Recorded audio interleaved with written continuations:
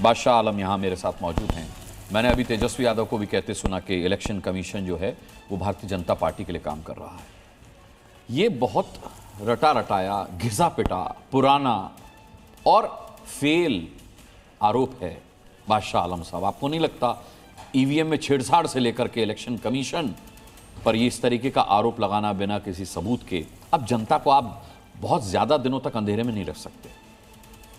नहीं, देखिए अनुराग जी, जहाँ तक आप ईवीएम की बात कर रहे हैं और ये कह रहे हैं कि जो है पार्टियां जब हार जाती हैं तो ईवीएम पर सवाल उठाती हैं, ऐसा नहीं है। बिहार का इलेक्शन तो अभी हुआ है, इससे पहले भी ईवीएम पर सवाल उठते रहे हैं और चुनाव आयोग पर सवाल उठते रहे हैं। लेकिन चुनाव आयोग के पास एक ही जवाब होता है कि जहाँ जीतते हैं वहाँ तो आप ईवीएम को सही बताते हैं, जहाँ हार जाते हैं वहाँ गलत बताते हैं। लेकिन जो सवाल चुनाव आयोग से किया जाता है तो चुनाव आयोग को सामने आके उसका जवाब देना चाहिए। उस पर तो वो गोल मटोल कर जाता है, जवाब तो देता नहीं है। पीछे की इतने प्रेस और आप बड़े भोले हैं कि वो गोल मटोल जवाब देता है और आप घर वापस चले जाते हैं। सुप्रीम कोर्ट क्यों नहीं जाते? नहीं, सुप्रीम कोर्ट गए नहीं। सुप्रीम कोर्ट में जिस दिन से एसआईआर शुरू हुआ, क्या हुआ महाराष्ट्र के मामले में? राहुल गांधी सुप्रीम कोर्ट गए थे, क्या हुआ फिर? कोर्ट से फटकार लगी, सुप्रीम कोर्ट उसको सुनवाई करता रहा, डेट पर डेट डालता रहा, लेकिन कोई डिसीजन नहीं लिया। बिहार का इलेक्शन भी हो गया, किस तरह से एसआईआर करके वहां का जो है ज्ञानेश जी ने अपना आदेश वहां जारी कर दिया। वो जनता का मत थोड़ी है बिहार के अंदर, ये तो सब देख रहे हैं। अच्छा, बिहार का मैंडेट जनता का मत नहीं है, ये सब देख रहे हैं। कौन है सब?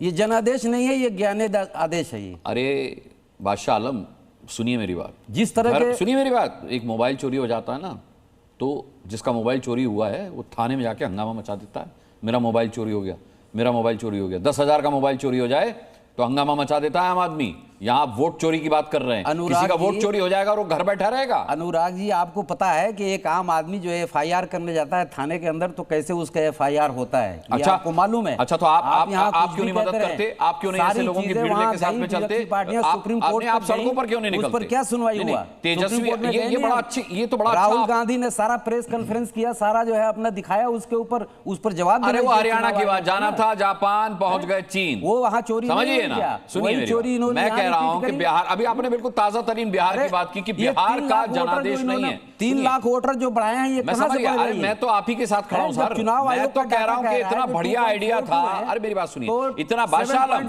इतना बढ़िया आइडिया था कि जिन लोगों के वोट चोरी हुए हैं, जिन लोगों के वोट चोरी हुए हैं, उन लोगों को तेजस्वी यादव क्यों नहीं लेकर सड़कों पर निकले? कितना हुजूम बिहार की सड़कों पर होता, कितनी पुख्ता तरीके से आपकी विपक्ष की बात जो है वो कन्वे होती पूरे देश में। क्यों नहीं किया आपने ऐसा? देखिए, जिसको चुनाव आयोग ने एसआईआर के अंदर मृत घोषित कर दिया था, सुप्रीम कोर्ट ने ये कहा कि भाई हमारे सामने लेके आओ, उन लोगों को भी लाया गया सुप्रीम कोर्ट के अंदर, लाके खड़ा कर दिया। एक या दो वो जो सुप्रीम कोर्ट जितना कहता था, वो आपको हर राज्य में मिलेंगे, हर इलाके में मिल जाएंगे। उसी त्रुटि को सुधारने के लिए तो एसआईआर हो रही है, उसी त्रुटि को सुधारने के लिए एसआईआर हो रही है। आपको पता है जब देश में कांग्रेस का शासन काल था, चुनाव आयोग का, देखिए अनुराग जी, जो चुनाव आयोग अपना डाटा दे रहा है कि भाई 7.42 वोटर्स हैं बिहार के अंदर, ये फाइनल लिस्ट है, हमने इसको जो है संशोधन करके बना दिया। फिर 11 तारीख को उसके इलेक्शन के बाद कह रहा है कि नहीं ये 7.45 करोड़ हो गए। ये 3 लाख वोटर कहां से आ गए? ये हरियाणा से 4 गाड़ियां जो चल के गई हैं, एक गई है 10 बजे, 11 बजे, 3 बजे, 4 बजे। ये कौन लोग थे इसमें? 6,000 लोग वहां गए। जबकि चुनाव आयोग का रूल नंबर 4 कहता है कि आप मतदाता को उसके घर से पोलिंग बूथ तक नहीं ले जा सकते। ये हर स्टेट से बसें भर के ले जा रहे हैं, ट्रेन चला रहे हैं, सरकारी मशीनरी का यूज कर रहे हैं। इसका जवाब कौन देगा? चुनाव आयोग को जवाब नहीं देना चाहिए। जब उससे जब पूछो तो हमारे शिकायत कौन करेगा? चुनाव आयोग में। चुनाव आयोग क्यों जवाब देगा? उस तक कोई शिकायत पहुंचाएगा तब ना चुनाव आयोग इसका संज्ञान लेगा।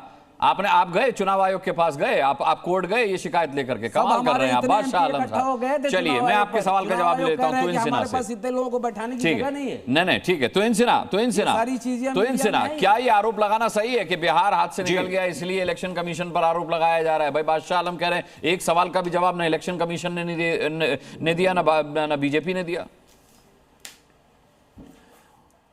नमस्ते अनुराग जी, सबको नमस्ते। देखिए ये लोग चुनाव इलेक्शन कमीशन पर ही नहीं, ये लोग पूरी जुडिशरी पर संशय पैदा करने का काम कर रहे हैं। पिछले 3 महीने से, जुलाई के महीने से जुडिशरी ने, सुप्रीम कोर्ट ने इस पूरे मामले की सुनवाई की है। एक बार भी एसआईआर को संवैधानिक रूप से गलत नहीं बताया है। जो चेक्स एंड बैलेंसेस रखने थे वो सुप्रीम कोर्ट ने रखा और उसके उपरांत 68 लाख के लगभग वोटर्स डिलीट हुए, 21 लाख ऐड किए गए। तो ये तो एक आम प्रक्रिया है।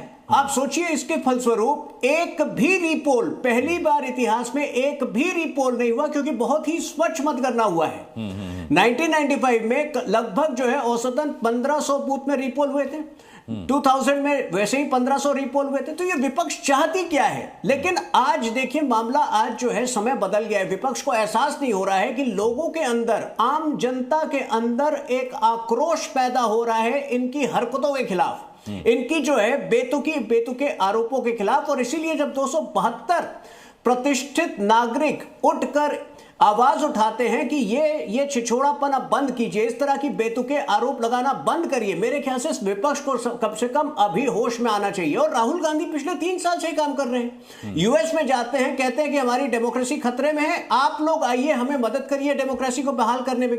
अरे कौन सी डेमोक्रेसी खतरे में है?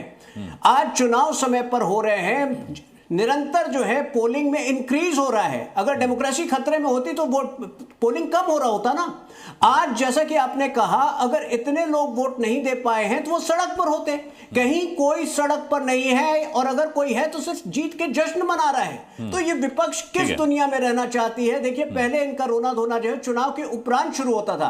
आजकल इन्होंने एक नया सिस्टम शुरू किया है, चुनाव के 3 महीने पहले, बंगाल के चुनाव के पहले फिर से रोना धोना शुरू कर रहे हैं। आखिर क्या चाहती है विपक्ष? अगर इन्होंने गिव अप कर दिया, अगर जानते हैं कि हारेंगे, तो फिर लड़ने का कोई फायदा नहीं है। राजनीति छोड़ देनी चाहिए। जैसे राहुल गांधी 15-15 दिन गायब रहते हैं और लंबे अवकाश पर निकल जाए वो। ठीक है, तो इनसे राजीव